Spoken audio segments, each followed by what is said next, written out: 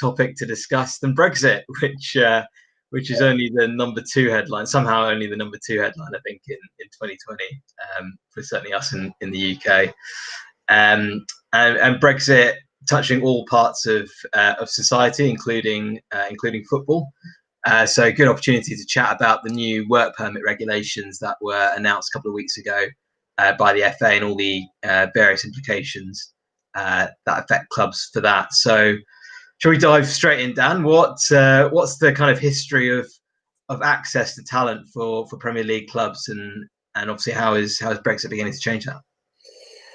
Well, it's an interesting theoretical and practical question, because ultimately, the Premier League, post first broadcasting deal back in '92, when you almost had that explosion of real high profile foreign talent from Chelsea, and then the sort of Klinsmann and Romanian guys, Dumitrescu and Petrescu, and all the other guys coming in at, I don't know why I've suddenly used that example, but never mind. And almost the sort of developing into the sort of multicultural, broad nationality base that everybody loves about the Premier League, which is players from all around the world can come to, without putting a crude word on it, the most attractive league for wages, because teams can pay out big sums in transfer fees as well because of the broadcasting deal.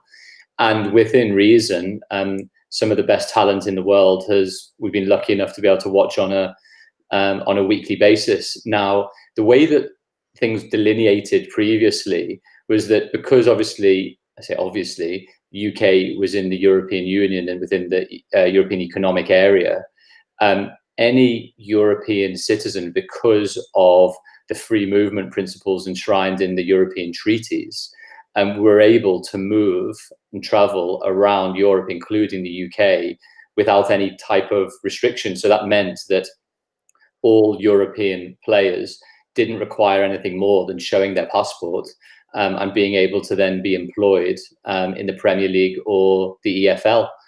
And that's been, I believe, in a lot of ways, a huge benefit for the attractiveness of the product for the Premier League. Now, always a query about whether does that, and there's a question more broadly about whether that means that mediocre European players can come in to the detriment of young up-and-coming Brits or home nations country players.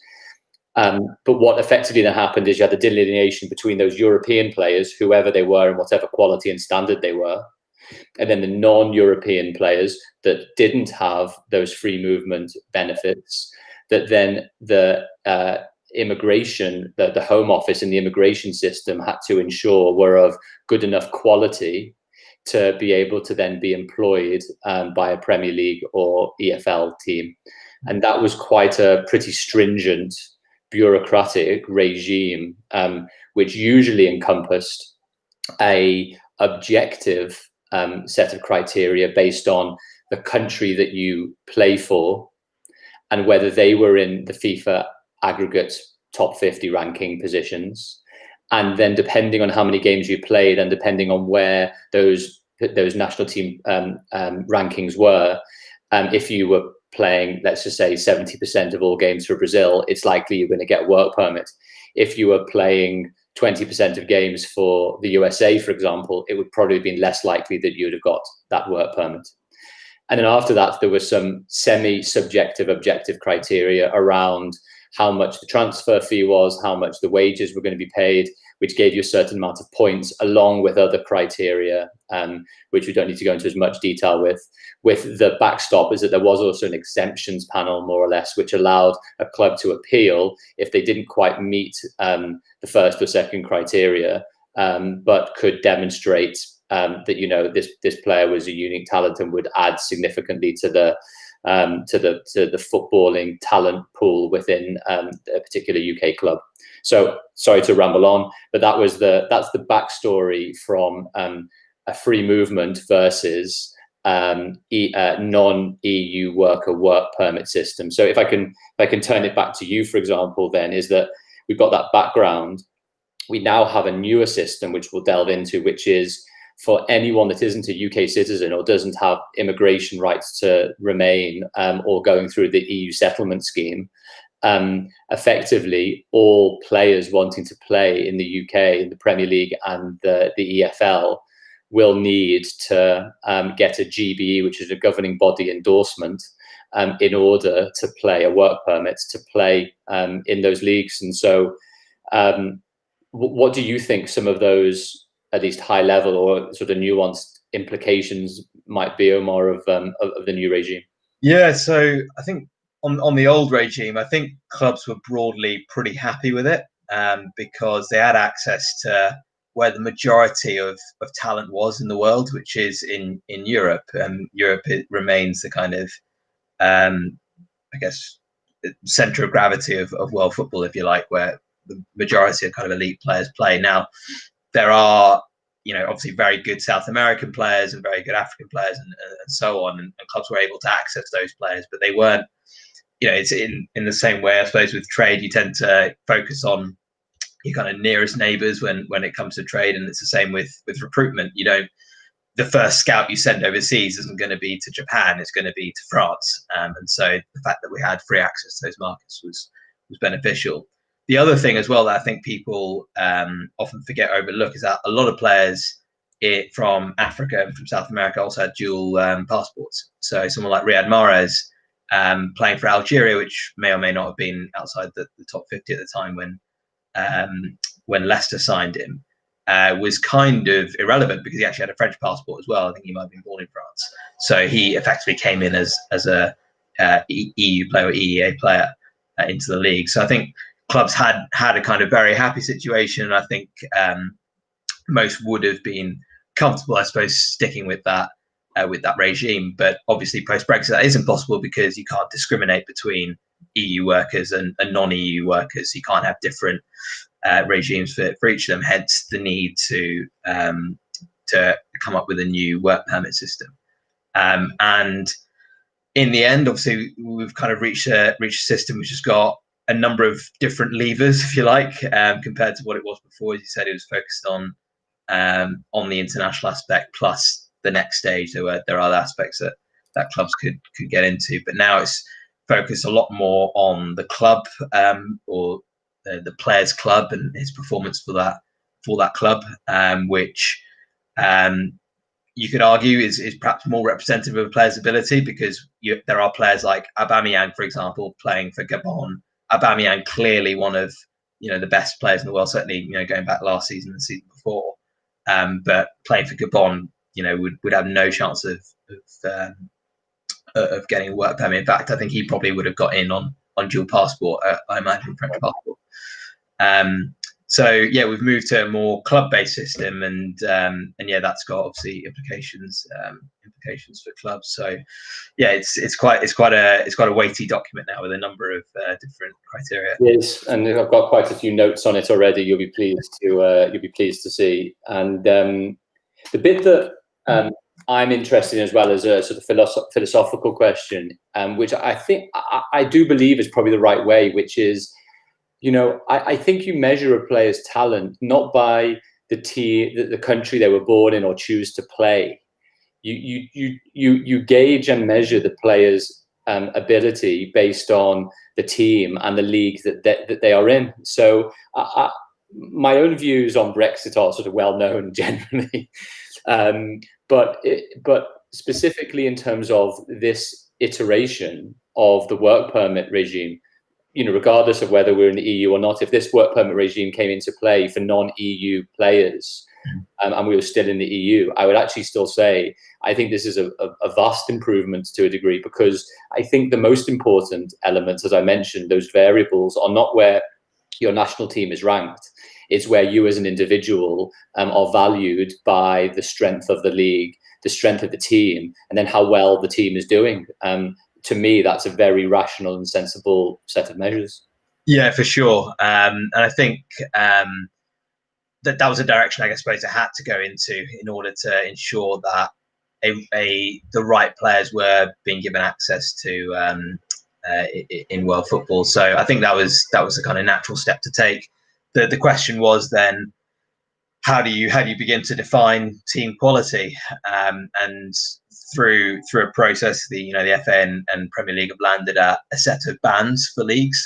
So bands 1 down to band 6.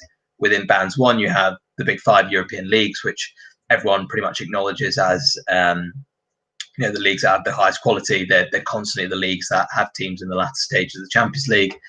So I don't think there'd be any real dispute there. But then it scales down from there in terms of the other leagues. So you get the likes of Netherlands, Belgium, Turkey, and so on. I think in band 2, band 3 is a number of like Brazil, Argentina, possibly Russia, Mexico in that band as well.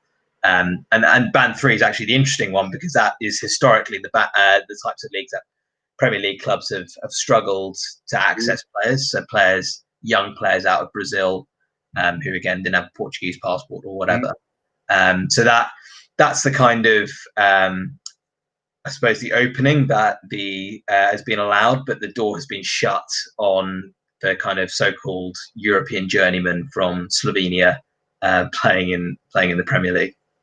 Yeah, and if I think it might be useful just to go back a tiny bit of a stage, which is the way, effectively, at least my understanding is, the way that now the system works is that there's almost like a 2-stage process. You have what's been labelled the auto pass. Yeah, and the auto pass more or less is and like we actually talked about last time, is that if the player will receive the governing body endorsement if his international appearances meet the criteria, and that's effectively relating to his percentage of appearances and the team's aggregate ranking. So when I was doing some examples for a blog I've just written and published on it, for example, positions 1 to 10, I think, included obviously national teams like Argentina, Brazil, France, and Colombia. It effectively means that if you've played 30% of those games as an over 21-year-old, you played 30% over a 2-year period, you're sort of automatically in. Yeah.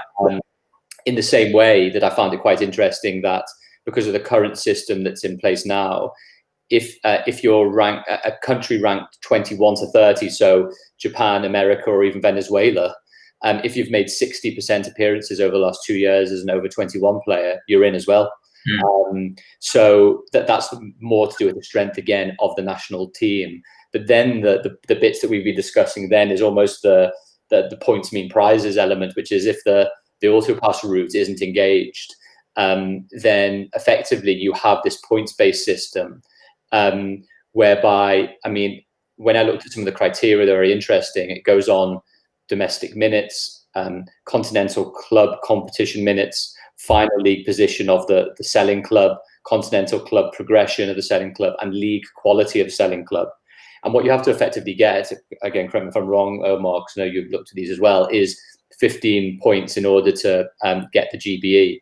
Interestingly, if you're in a band 1 or band 2 league, the league quality of the selling club, if you're band 1, almost automatically gives you 12 points. Yeah. And band 2, if I remember correctly, gives you almost 10 points. Yeah.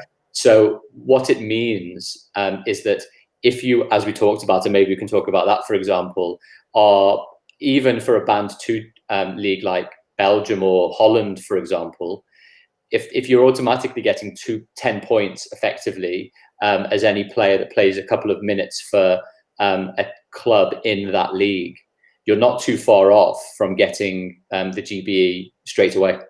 Yeah, exactly. If you're even playing, there is a kind of 30% minutes threshold where the points start counting. But yeah, most players in kind of band 1 and band 2 leagues would be able to clear that threshold. There is also an exceptions panel again for players between 10 and 14 points. So again, if you're just someone who happened to sat on the bench in Ligue 1 for Bordeaux, you'll have the option to go through an exceptions panel. So, and the other thing to note as well is that the minutes is based on available minutes. So you exclude any minutes based on injury, suspensions. So if you were trying to sign a Van Dijk equivalent for Bayern Munich, for example, it would ignore the fact that Van Dijk has been, or it would account for the fact that Van Dijk's been injured in that period. You can say, well, he's clearly played 100% of minutes in the time which he's been fit and ready to play. So, yeah, there's kind of easy access to those top leagues. The trouble is, I think it scales down quite quickly. So the moment you start hitting band 4 and 5, and obviously 6 leagues, which is the rest of the world, not only are you scoring fewer points for being in those leagues, you're scoring fewer points for minutes in those leagues, you're scoring fewer minutes for higher finishing positions in those leagues. So the players that can be recruited from those leagues are typically the ones that are playing in the Europa League and Champions League or Libertadores, Sudamericana, because that's the way that clubs can earn those kind of 5, 6, 7 points that can then tip them over the 15-point mark. So they'll only be earning kind of 4 or 5 from their own domestic leagues. So I think one of the implications of clubs that Champions League, the Libertadores, the Sudamericana, Europa League are suddenly going to become even more hotbeds for recruitment, because if you're looking outside the major leagues, that's pretty much your scouting pool now. It's players playing in those competitions. And as a result, then, maybe you touched on it before, are there particular strategies that either buying clubs, but also, to be fair, selling clubs will start thinking about? Because if, for example, you're in a band 2 or band 3 league and you're, maybe traditionally a high-end selling club, are you looking to ensure that even maybe some of your middling players that may still be attractive for bigger leagues, well, the UK league, for example, that they will then be able to qualify for work permits? Might that go into even into the rationale potentially of selecting players for particular games to make them more attractive, or to give that reassurance that a transfer might be possible? Yeah, I think you're going to see gaming of things on both sides. So from the selling club's perspective, if a club doesn't want to sell a player, then they might not play him, and that will reduce his points if he falls under a threshold, or the team doesn't win the league, or whatever. So I think you will see that, and equally you will see clubs really trying to grow the value of or grow the points of players by giving them more minutes if they're a young player, for example. So I don't know if Dinamo Zagreb have an 18-year-old that's highly sought after by English clubs, but wouldn't cross the 15-point barrier. The Dinamo Zagreb might decide to play him more so you can accumulate the points that gives him the minutes. So I definitely think there'll be a lot of thinking that goes into it on both sides of the equation. The other thing as well is that increasingly Premier League clubs have sister clubs or even other owned clubs in other countries, and this is where the Belgian market is going to become very interesting, because not only does Belgium itself have much lower restrictions on signing EU players compared to Netherlands or equivalent leagues in Scandinavia, it's a band 2 league. So if I'm looking at a player in I don't know, Slovakia, and he only scores 4 or 5 points, then I can sign him, but not bring him into the UK, but just re-register him at a Belgian club for 12 months. And if he performs well there, and the team does well, and he scores the points, and that player will be able to come over 12 months later. So I think you're going to see a lot of that, or a fair bit of that, for players who are, particularly the young players on the fringes. And there has been built into the criteria a lot of kind of youth criteria to try and help clubs access some of that young talent, but it's always a challenge accessing young players who haven't accumulated experience yet. So are you meaning there that clubs might have more informal agreements with clubs in leagues like Belgium, or I missed maybe the first part of that. So are you saying also that obviously the clubs with multi-club clubs will be able to take advantage of semi-destinations for then to be able to bring players into the more, UK league? Let's just take City Group, for example. They've got other clubs in particularly more attractive jurisdictions to be able to do exactly that. And also, I guess the point is as well, is that Belgium might become an interesting one because their ability to be able to then, and Portugal to an extent, to be able to source non-EU players that may still not have met the criteria anyway for the UK work permit system to go into then those leagues. So it's almost like Belgium becomes an EU and a non-EU hotspot for the UK to a degree, almost like a hub and spoke to a degree in that respect, so that UK clubs can then access anyone, any nationality, so long as they meet the objective criteria for those particular clubs in those particular attractive banned leagues. Yeah, and to an extent, clubs have already been doing this pre-Brexit. There have been signings of players. I'm trying to think of some that come to mind, but I know Man City have signed a couple of Brazilian players that haven't passed the existing work permit criteria and have then loaned them out to a Girona or to NAC Breda or whoever as a result. So it won't be a change of activity per se, but it just might become more prevalent now, I think, with the fact that a lot of the EU market in particular has been closed off at the lower levels. I've just seen a question as well from Ollie on, with English clubs not being able to sign youth foreign players once Brexit kicks in, do you see clubs with Cat 1 academies focusing on larger UK recruitment strategy? So I think that's the first thing on the lack of ability to sign 16 and 17-year-olds. How big a deal do you think that is? Because the Cesc Fabregas example is thrown up, but how commonplace is that? Well, I read a great piece that Ollie Kay wrote in The Athletic this week, and then Ralph Honigstein wrote one sort of giving the opposing view, which I really enjoyed as well. And again, it's how you measure success generally. But if Cesc Fabregas, Piqué, Bellerin, and others, and Pogba, I think as well, are somewhat of the outliers, is the truth, to forming, forging long-term Premier League international careers.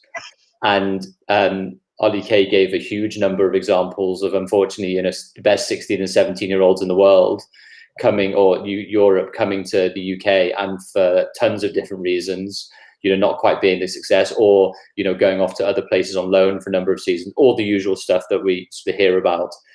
And so whereas previously my initial reaction had always been bad, because actually you don't want to, clubs won't want to fetter their ability not to be able to sign such players. But at the same time, I would be really interested in if there's a statistical approach that maybe even you guys have probably done already, which talks about the relative success of players recruited at 16 or 17 to have made over 50 Premier League appearances, for example, which I'm not convinced is particularly high. Yeah, I don't think the numbers are high, but I think the other thing you've got to consider is that when you sign elite players from Netherlands and France and Germany and so on, you can imagine what it's like having a bunch of elite 16-year-olds surrounding your English 16, 17-year-olds, and actually you've a high performance environment then. And the approach, I mean, it's a bit of a kind of crass or crude way to say it, but the approach with young players is that it's almost like stocks and shares. You don't expect all of them to come in, but actually, if you get the right distribution, if you like, then one or two will emerge as kind of high potential talents. And some of them might be EEA players, some of them might be UK based players. So I think that's part of the kind of loss that clubs are feeling. I think Philip on the comments making the point that I was making, I suppose, about senior players, but then also with young players on English clubs potentially signing the 16-year-olds, parking them somewhere else, and then signing them later.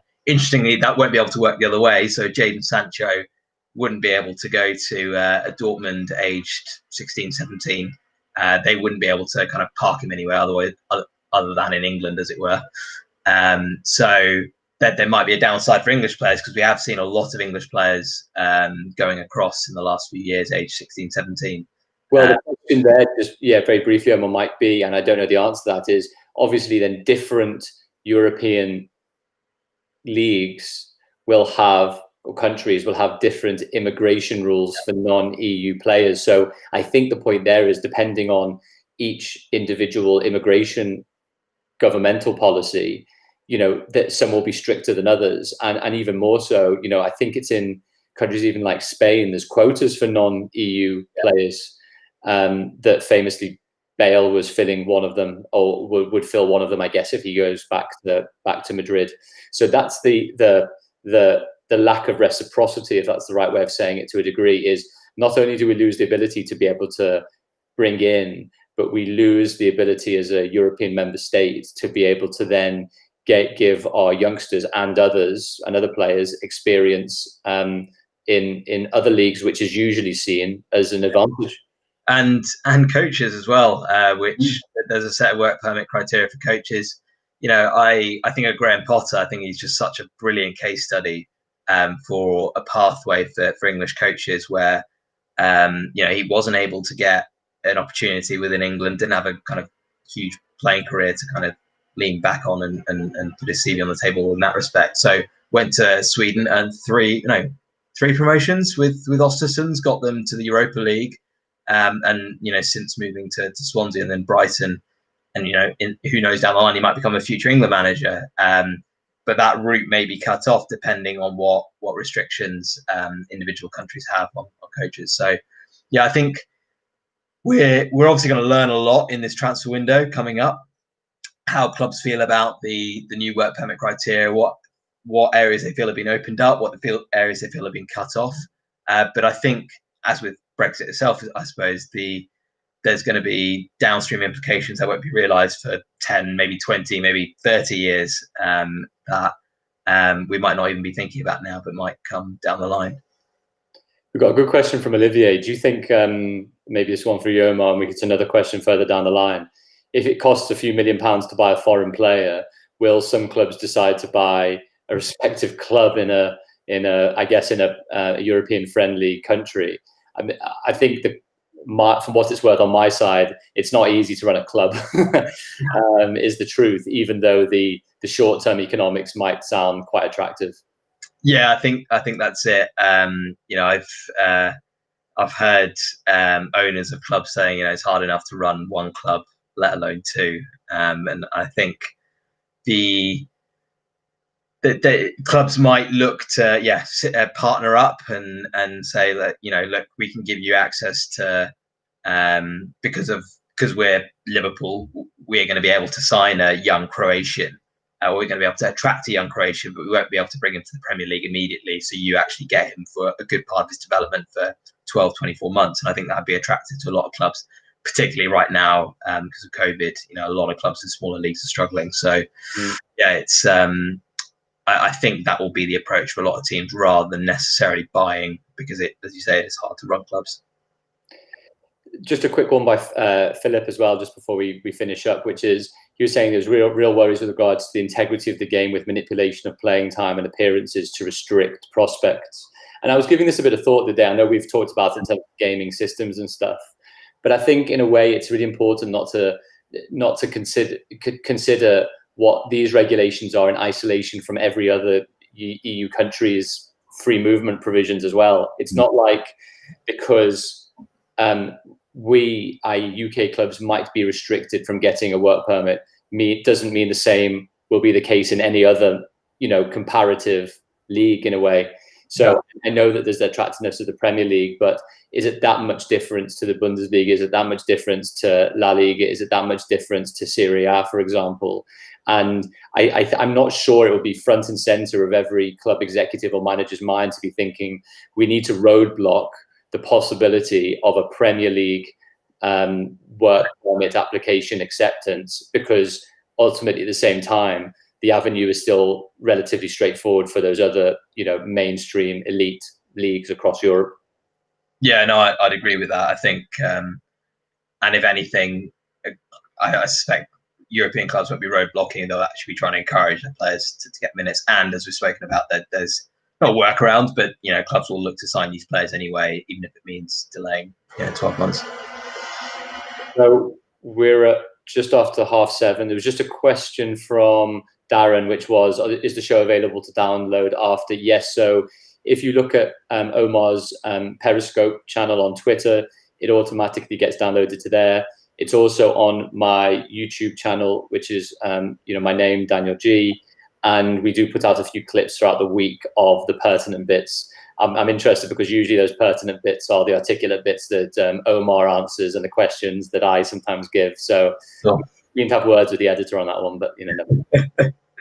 Very good. Well, thanks, Dan. I think it's been a good little run of we've had 7 or 8 different shows over the last few weeks. I've enjoyed it, and we'll catch up again in the new year, hopefully with some new content, probably again on Brexit. We'll know a bit more then as well as to what's happened, but really enjoyed these chats over this side of Christmas.